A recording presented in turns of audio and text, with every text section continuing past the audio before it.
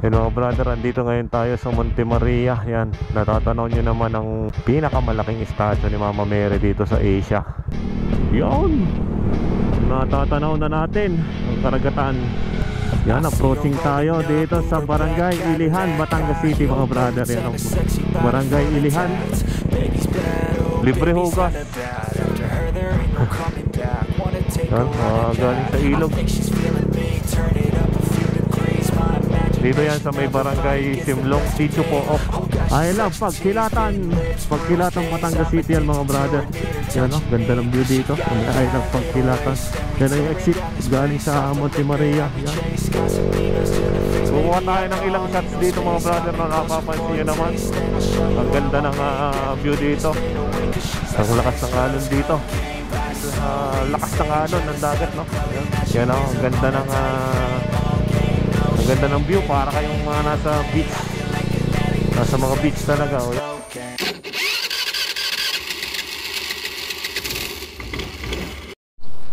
Yan, good morning sa atin mga brother. Yan, oh.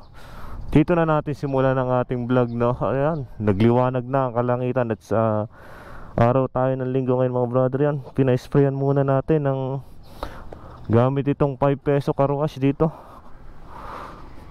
Matanggal-tanggal naman yung putik. Alam nyo naman sa ating lugar ay talagang putikan-putikan ang mga daanan, no?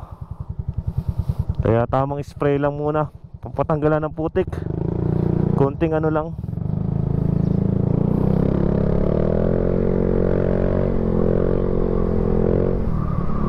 At meron tayong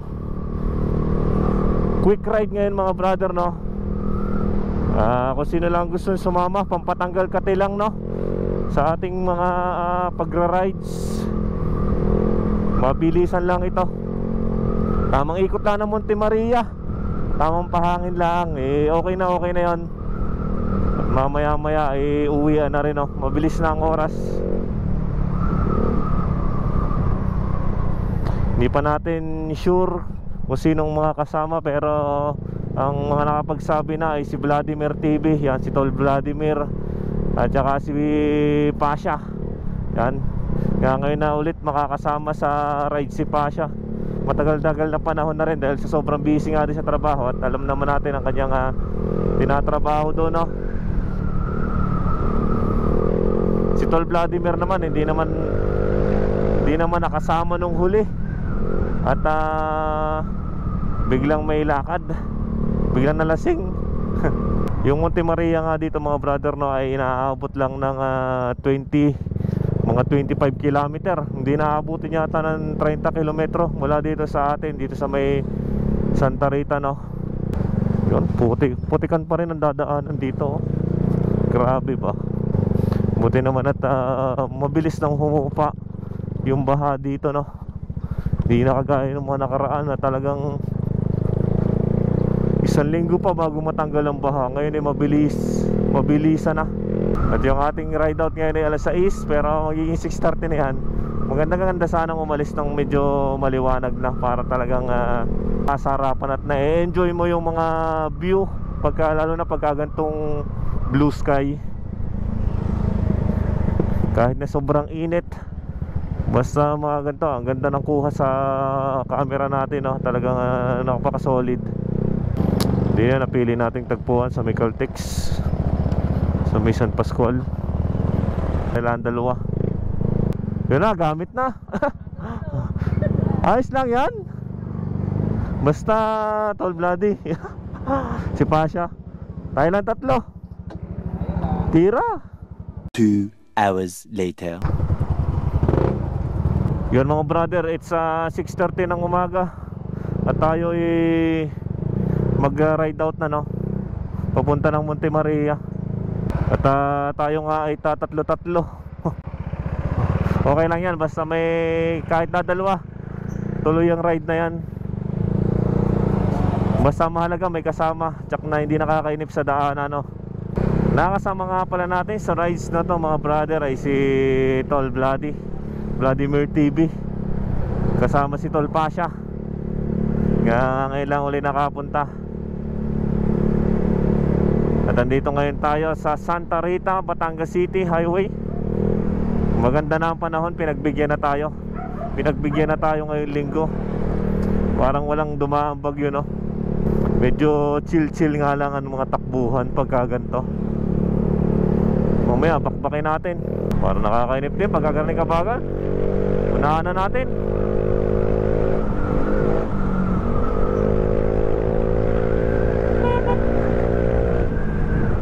Yan, luwag na luwag ang daanan dito sa may Santa Rita, no?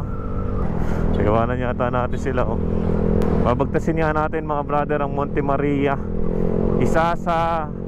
Hindi, siya na yung pinakamataas na statue ng Mama Mary dito sa buong Asia, ang alam ko.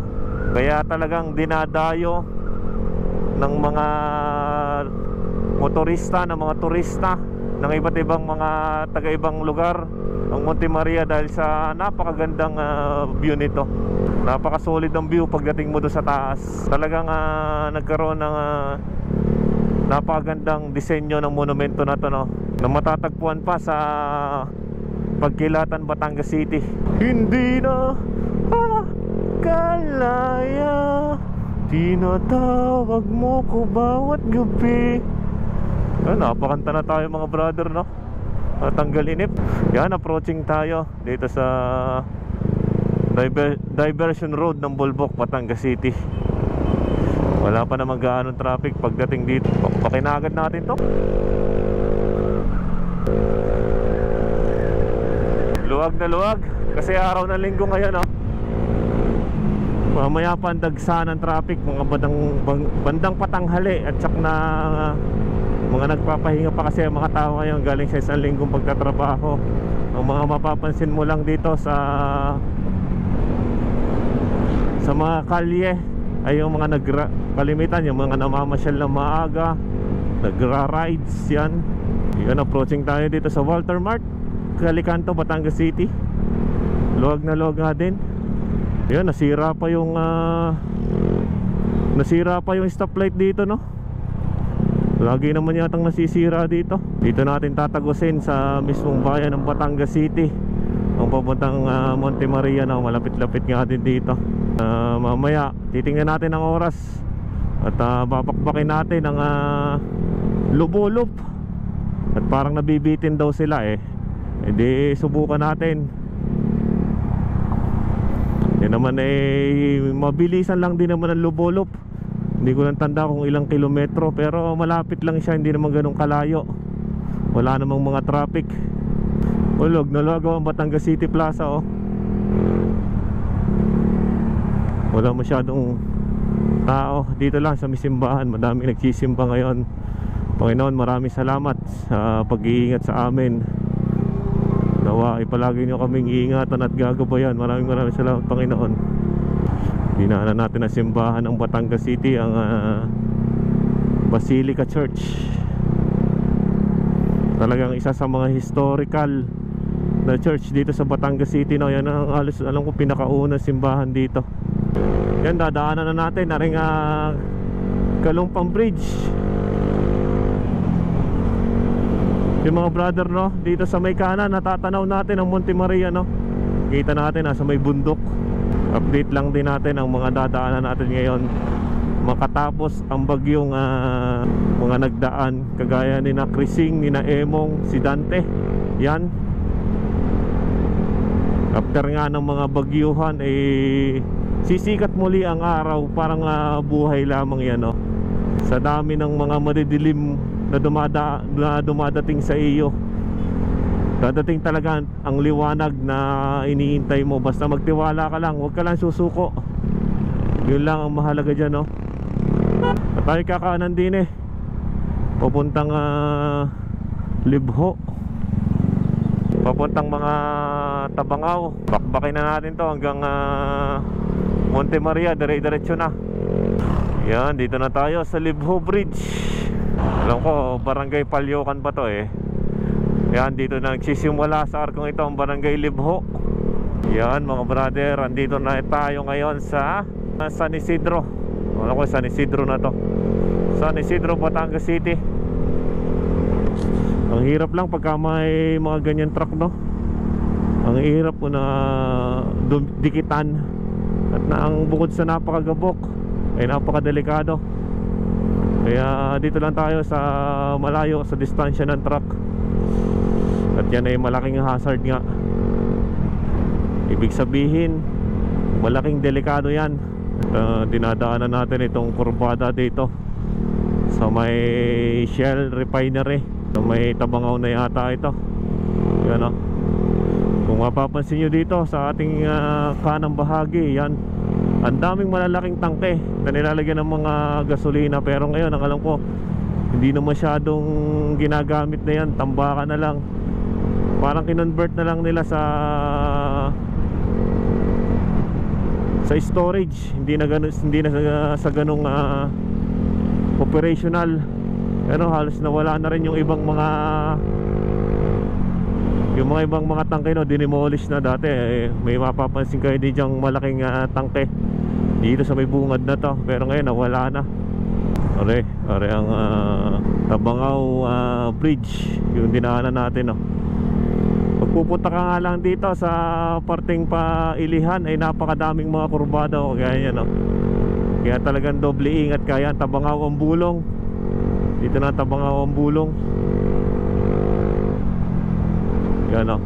Ang daming mga ganyang kurbadahan. Kaya madaming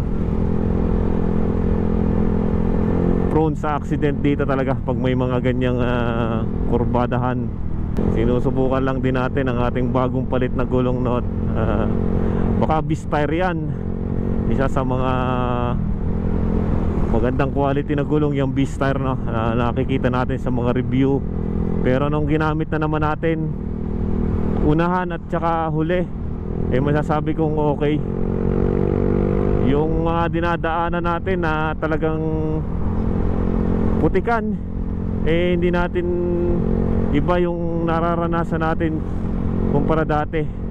Dati talaga konting putik, madulas. Pero itong B-Star, parang ramdam ko makapit siya. Hindi siya basta-basta dumudulas. Lalo na pagka mga basa ang mga daan, ano. Chill na chill pa kami yan nagra-ride, oh. Hindi kami nagmamadali. Tamang ano lang, tamang rides nga lang din. Sabi nga ay matanggal-tanggal lang ang mga kate sa katawan.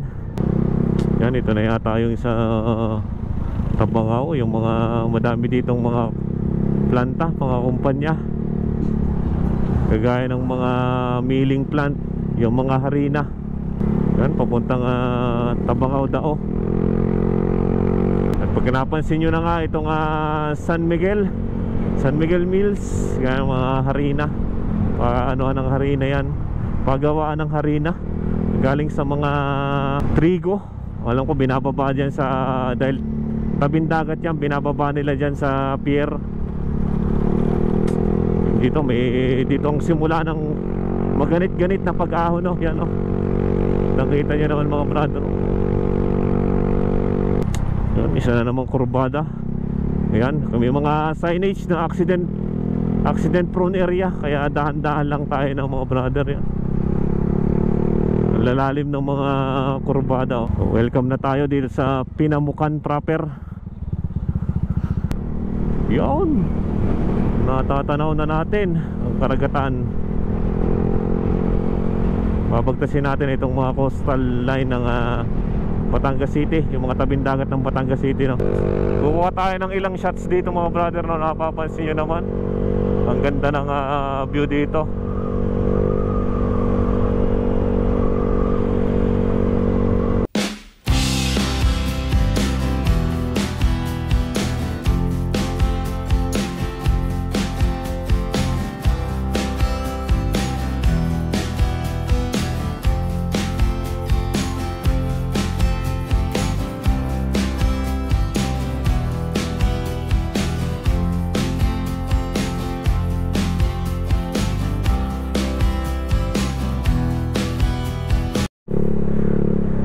Ano mga brother, pababa tayo ngayon dito sa may Simlong.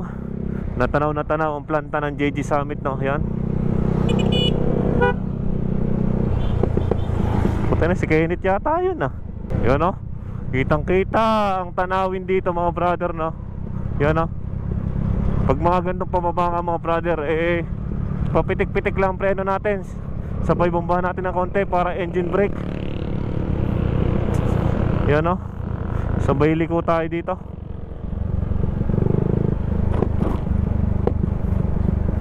Ayun o. Dati ang ganda ng ano dito nung wala pa yung dike, lalong mas maganda ang view. Pero ngayon nagkaroon na ng dike, naging tambayan na.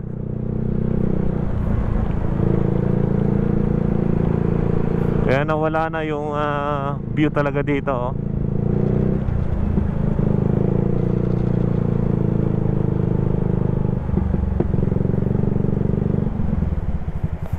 Yan o, lakas ng alon no.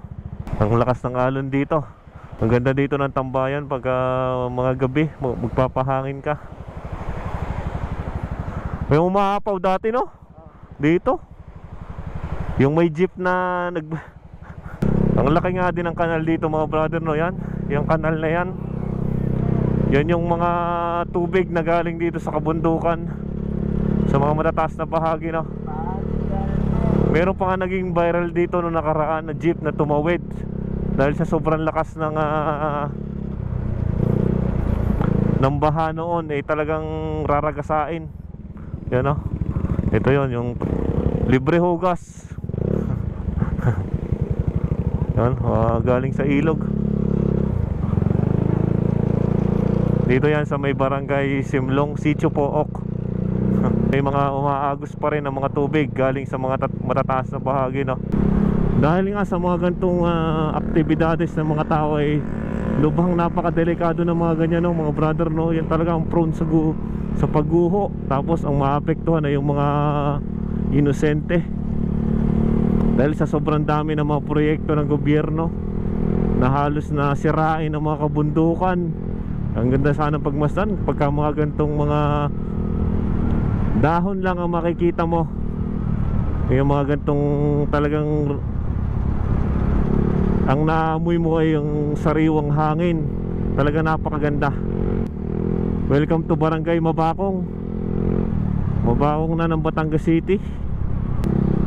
May mga kalubasa, may mga melon, may mga saging. Ay, siguro mga tanim nila yan. Ang melon, ang pakwan lang, hindi natin alam kung tanim nila yan. Tanaw na natin doon ng Monte Maria.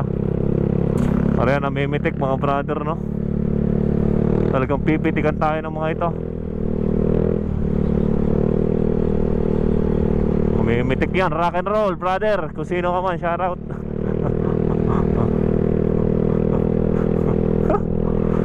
Nagkakapiti ka na. Kung sino man ang mga brother, shoutout sa inyo mga brother. Yun, yung brother. Ang daming namimitik dito.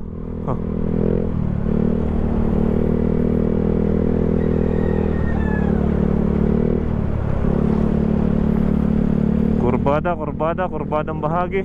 Yan, tanaw na natin sa harapan natin ang Monte Maria Shrine no? Yan o.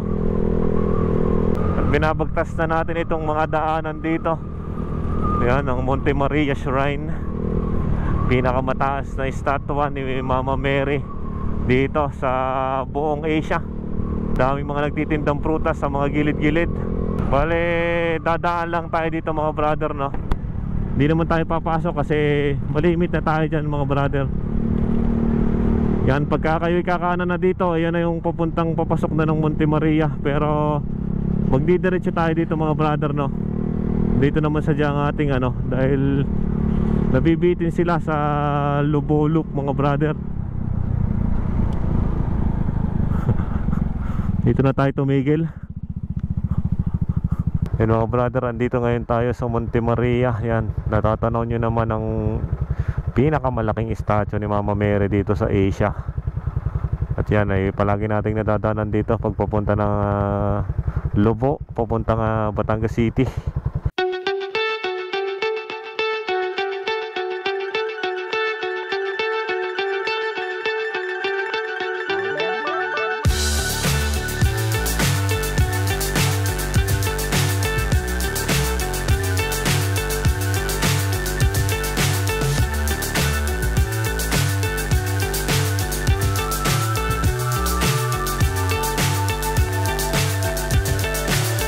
so high I'm hypnotized. What's up is down, what's left is right. Chasing stars and holding you. I can't see the end, but we'll see it through.